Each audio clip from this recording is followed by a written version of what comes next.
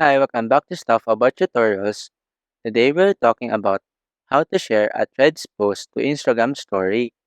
Maybe you want to showcase your favorite post and share interesting content with a larger audience.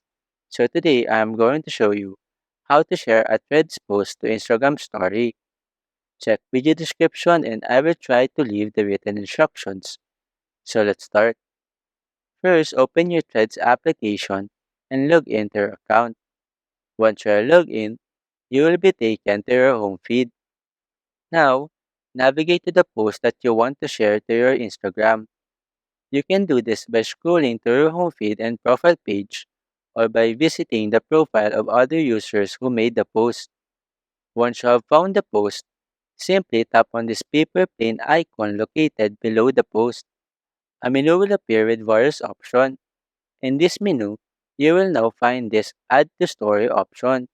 Simply tap on it. After that, you will be directed to your Instagram app with the Threads post ready to be added to your story. Here, you can add stickers, text, or any fun elements to personalize the post before sharing it with your followers. Once you are satisfied with your Instagram story, tap on this Your Story or Close Friend to publish it. After that, you know how successfully shared a Threads post to your Instagram story.